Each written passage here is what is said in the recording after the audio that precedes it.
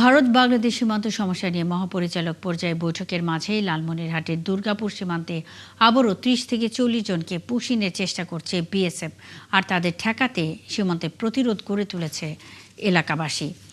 এ বিষয়ে বিস্তারিত তথ্য নিয়ে আমাদের সঙ্গে লালমনিরহাট থেকে যুক্ত হচ্ছেন মিলন পাটোয়ারি। মিলন, বর্তমানে সীমান্ত পরিস্থিতি কেমন দেখছেন? পুশিন রুখতে বিজিবি কি ব্যবস্থা নিয়েছে?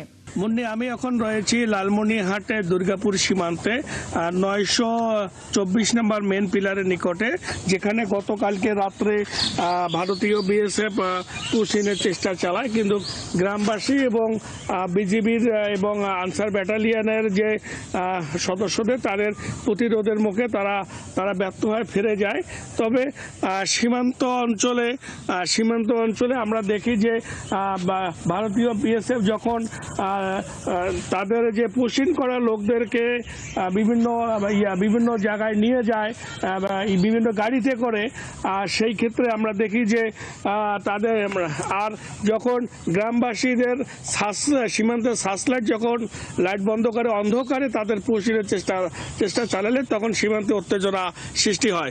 তবে লালমনিরহাট জেলার প্রায় অন্যান্য সীমান্ত যে সার্বিক অবস্থা ভালো থাকলেও দুর্গাপুর সীমান্তে যেহেতু গত শুক্রবার এবং গত শনিবার এবং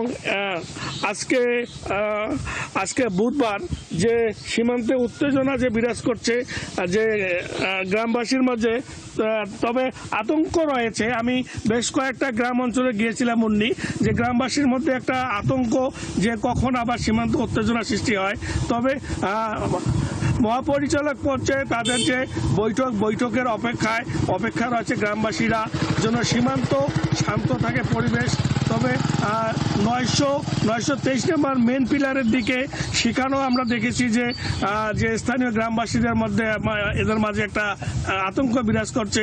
তবে বিজেপি প্রস্তুত, গ্রামবাসীরা প্রস্তুত, যে কোনো মুহূর্তে যদি পুশিন চেষ্টা করে তাহলে পুশিনকে প্রতিহত করার জন্য তাদের মাঝে সর্বদাই যে মানে একজনের সাথে একজনের যোগাযোগ এমনভাবে ঐক্যবদ্ধভাবে রয়েছে, যে কোনো সময় প্রতিহত করার জন্য প্রস্তুত বিজেপি এবং গ্রামবাসী। মুন্নি, লালমনিরহাট দুর্গাপুরের মাধ্যমে আমরা সীমান্তের প্রতি মুহূর্তের খবর আমরা আমাদের দর্শকদের দিতে পারছি। নিশ্চয়ই পরবর্তীতে আবারও আমরা আপনার সঙ্গে যুক্ত হব। সীমান্তে পুশিনের সবশেষ খবরাখবর নিয়ে মিলন পাটোয়ারি লালমনিরহাট থেকে যুক্ত ছিলেন।